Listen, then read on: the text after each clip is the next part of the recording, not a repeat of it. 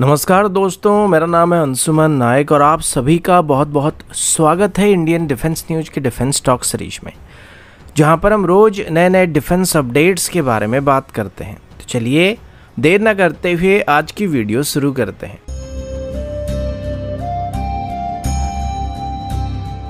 आज की पहली अपडेट कॉम्बैट ड्रोन्स की तरफ से। वैसे अभी तक आप सबको पता होगा कि भारत की तरफ से अभी 2 से 3 अलग अलग कैटेगरी की कॉम्बैट ड्रोन को डेवलप किया जा रहा है, जिसमें डीआरडीओ की तरफ से अभी घातक और स्विफ्ट यूसीएवी को बनाया जा रहा है और एचएएल और new space research and technology की तरफ से अभी इसी सेगमेंट में कैट्स वॉरियर सिस्टम को डेवलप किया जा रहा है, जिसमें कई सारे सब सिस्टम मौजूद है और इसमें खास करके जो कैट्स वॉरियर सिस्टम है उसको हम लॉयल विंगमैन की तरह इस्तेमाल करने वाले हैं और इनको कॉम्बैट रोल में भी इस्तेमाल किया जा सकता है। इसके बाद अभी न्यू स्पेस की तरफ से एक और बड़ी अनाउंसमेंट किया जा रहा है, जिसमें न्यू स्पेस की तरफ से अभी ये बताया जा रहा है कि वो अभी एक और अनमैन्ड कॉम्बैट यूएवी को डेवलप करने वाले हैं, जिसका नाम अभिमन्यु होने वाली है। इस यूएवी को भी हम लोग लगभग सर्वेलेंस के लिए, रिकॉनेंस के लिए, इंटेलिजेंस गैदरिंग रोल के लिए, काइनेटिक स्ट्राइक करने के लिए, डिकॉय के लिए या फिर इलेक्ट्रॉनिक वॉरफेयर जैसे मिशन के लिए भी इस्तेमाल कर पाएंगे। इसे अभी न्यू स्पेस की तरफ से TIA-AV यानी कि tactical interdiction and attack air vehicle philosophy को बेस करके बनाया जा रहा है, जिसमें इसे इस तरीके से बनाया जाएगा कि इसे ऑपरेट करने में बहुत ही कम कॉस्ट इन्वॉल्व होगा और इसको एक वाइड वैरायटी के मिशन के लिए इस्तेमाल किया जा सकेगा। फिलहाल अगर इसकी कुछ बेसिक स्पेसिफिकेशन की बात करें तो इसमें टोटल 4 मेन वेरिएंट होगा, यानी कि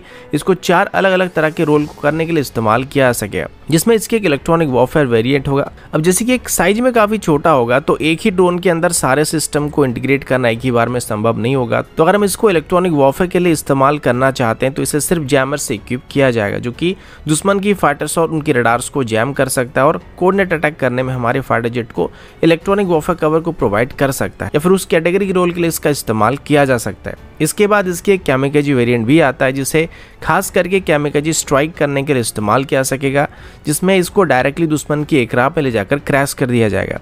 इसकी एक वीडियो को भी न्यू स्पेस की तरफ से रिलीज किया गया था, जिसमें इसको एक J-10C को डिस्ट्रॉय करता हुआ दिखाया गया था। इसके बाद इसकी डिकॉय वेरिएंट को भी बनाया जाएगा, जो कि एक तरीके से दुश्मन की मिसाइल्स को एक्चुअल एयरक्राफ्ट से दूर रखने के लिए इस्तेमाल किया सकेगा और हमारे जो एक्चुअल फाइटर जेट्स होंगे उनको सेफ रखने के लिए इसका इस्तेमाल किया जा सकेगा।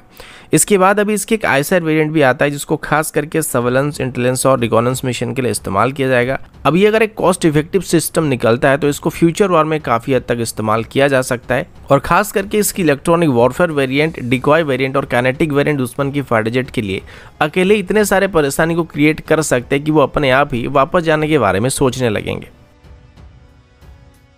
अगला अपडेट आर्टिलरी गन्स की तरफ से है। अभी इंडियन आर्मी की तरफ से रिसेंटली 307 ATAGS को खरीदने का फैसला किया गया था। इसके बाद अभी पता चला है कि आर्मी की तरफ से फिर से नए आर्टिलरी गन्स को भी खरीदने का प्लान किया जा रहा है, जिसमें करीब 20 रेजिमेंट नए गन्स को इंडक्ट किया जाने वाला है। अब हर एक रेजिमेंट के अंदर आमतौर पर 18 से 20 गन को इंडक्ट किया जा सकता है, तो कुल मिलाकर आर्मी की तरफ से यहाँ पे एडिशनल 360 से लेके 400 गन को खरीदने का प्लान बनाया जा रहा है। इसमें एक ट्विस्ट भी है, क्योंकि इस डील के अंदर आर्मी जिन आर्टिलरी गन्स को खरीदना चाहता है उनका मैक्सिमम वेट 15 टन से ज़्यादा नहीं होना चाहिए, तो इस वजह से इसमें ATAGS को इंक्लूड नहीं किया सकता है, क्योंकि ATAGS का वजन 18 टन तक हो जाता है। मे भी इन गन्स को अभी आर्मी पहाड़ी एरिया में डिप्लॉय करना चाहती है, जिस वजह से वो अभी लाइट वेट कैटेगरी की गन्स को इंडक्ट करना चाहते हैं, लेकिन फिर भी आर्मी अभी 155 mm 52 कैलिबर स्टैंडर्ड की आर्टिलरी गन्स को खरीदना चाहती है, जिस वजह से अभी इसमें धनुष आर्टिलरी गन्स को कंसिडर किया जा सकता है, क्योंकि धनुष गन्स की भी एक 155 mm 52 कैलिबर स्टैंडर्ड की वेरिएंट को बनाया जा रहा है, जिसका वेट 14 टन के आसपास होने वाली है।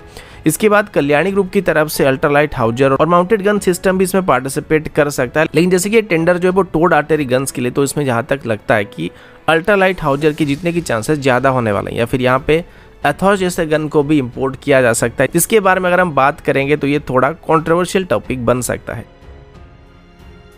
अगला अपडेट स्कॉर्पियन सबमरीन की तरफ से, और अभी हम भारत की स्कॉर्पियन सबमरीन के बारे में नहीं बल्कि फ्रांस और इंडोनेशिया के बीच होने वाली स्कॉर्पियन सबमरीन की डील के बारे में बात करने वाले हैं। तो रिसेंटली फ्रांस और इंडोनेशिया के बीच एक MOU को साइन किया गया था, जिसमें इंडोनेशिया की तरफ से अभी फ्रांस से 2 स्कॉर्पियन क्लास की सबमरीन को खरीदने का फैसला किया गया। इस डील की कीमत करीब $2.16 बिलियन तक होने वाली है, जिसमें इंडोनेशिया की तरफ से भी स्कॉर्पियन सबमरीन की AIP वेरिएंट को खरीदने का फैसला किया जा रहा है। अब इन सबमरीन को इंडोनेशिया की TNI-AL की तरफ से लोकली बनाया जा सकता है, लेकिन अभी तक उनके पास ऐसी किसी भी सबमरीन को बनाने का कोई अनुभव नहीं था, जिस वजह से अभी मजगांव डॉक लिमिटेड की तरफ से उनको इन सबमरीन्स को बनाने में मदद किया जाएगा। रिसेंटली मझगांव डॉक लिमिटेड और नेवल ग्रुप के बीच एक एमओयू को साइन किया गया था, जिसमें नेवल ग्रुप की तरफ से मझगांव डॉक लिमिटेड को फ्यूचर में होने वाली स्कॉर्पियन क्लास की सबमरीन की डील में एक मेजर रोल को प्ले करने का अवसर दिया था। अब अभी जब इंडोनेशिया के साथ इस डील को साइन किया जा रहा है तो उसमें भी मझगांव डॉक लिमिटेड की तरफ से इंडोनेशिया को इन सबमरीन्स को बनाने के लिए